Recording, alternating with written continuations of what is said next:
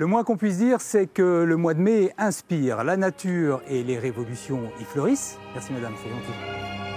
Et puis la chanson lui a souvent rendu hommage. J'aime Paris au mois de mai. Paris, Paris.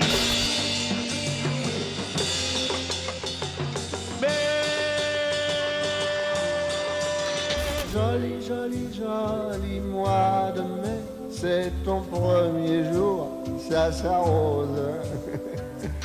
Mais c'est aussi le mois du théâtre à Dijon, à l'initiative du théâtre Dijon-Bourgogne. On connaît bien le décor gothique de son église Saint-Jean. Un peu moins cette façade art déco fraîchement rénovée. C'est la façade de la salle Jacques Fournier. On va y retrouver dans un instant la directrice du TDB.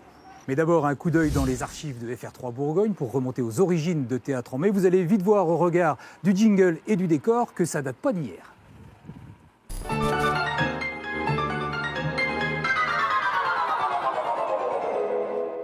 Théâtre en mai, voilà, Michel Pull, c'est une magnifique plaquette que je viens de recevoir. C'est un style bien particulier, donc ce sont des pièces d'auteurs d'aujourd'hui. Ce sont des pièces d'auteurs d'auteurs contemporains. Et des gens qui écrivent aujourd'hui, et même des gens qui écrivent aujourd'hui dans la région. Bonjour Maëlle Poésie. Bonjour. On vient de le voir quand le premier rideau s'est levé sur la première édition de Théâtre en mai. C'était il y a 35 ans, vous étiez une toute petite fille à l'époque. Qu'est-ce qu'elle avait dans la tête à l'époque, cette petite fille? Elle rêvait déjà de scène, de public, de théâtre? On est presque à l'âge où j'ai commencé à me dire que j'allais faire ce métier, donc ça va, c'est très cohérent avec l'âge du festival en tout cas. Alors le TDB, on connaît bien le Parvis Saint-Jean, un peu moins cette salle Jacques Fournier. Ici, c'est tout nouveau, tout beau là. Ça faisait partie du projet artistique que moi j'avais proposé au début de ma direction, d'essayer de donner aussi un coup de neuf à ce théâtre que j'aime beaucoup, qui a la spécificité en plus d'être divisé entre le Parvis Saint-Jean et la salle Jacques Fournier. Et la salle Jacques Fournier, le théâtre a été rénové, en tout cas le hall d'accueil pour le public et pour les équipes.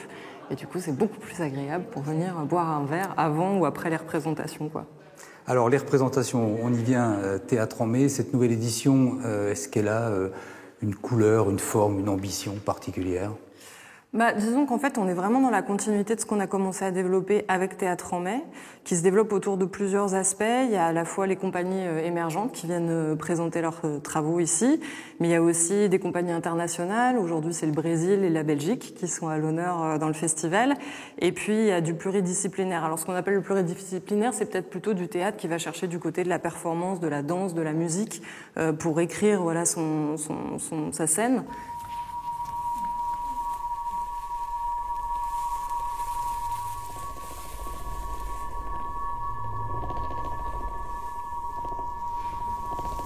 Il n'y aura pas de spectacle.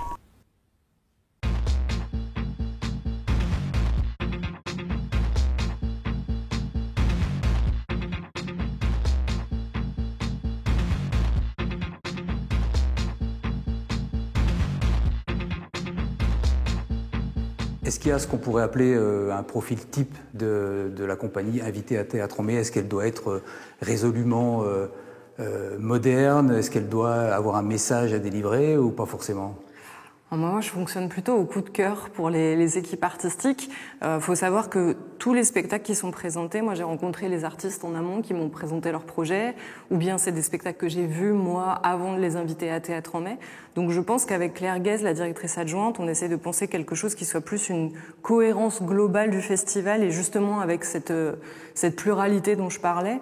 Plutôt que de se dire, voilà, c'est peut-être telle ou telle compagnie qu'on choisit, c'est d'essayer d'envisager quelque chose dans sa globalité qui est présenté pour les spectateurs et les spectatrices.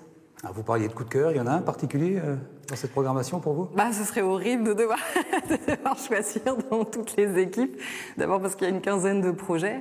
Mais donc, comme je l'ai dit, il y en a vraiment pour tous les goûts. Donc j'invite plutôt les gens à regarder la programmation et puis à aller voir ce qu'ils choisissent. Voilà, entre des projets en extérieur, des compagnies émergentes qu'on a envie de découvrir, de l'international, du pluridisciplinaire.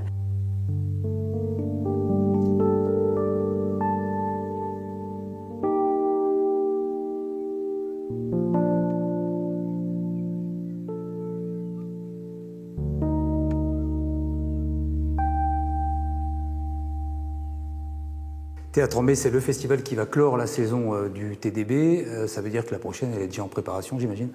Oui, alors la prochaine édition, elle est déjà en préparation et de toute façon, nous, on reprend, en effet, on arrête la saison à la fin du mois de mars pour pouvoir laisser le théâtre aux équipes qui sont en création pour le festival. Donc il y a toujours un petit temps comme ça où nous, on n'a plus de programmation, mais on a des équipes en résidence. Et puis on reprend la saison en septembre et moi, je fais la présentation de saison le 9 septembre prochain, du coup. Maëlle Poésy, merci de nous avoir présenté cette nouvelle édition. Elle va déborder un petit peu sur juin d'ailleurs, jusqu'au 1er. On vous souhaite un bon festival et puis on connaît le dicton « En mai, fais ce qu'il te plaît ». Gageons que dans cette programmation, il y aura forcément quelque chose qui vous plaira.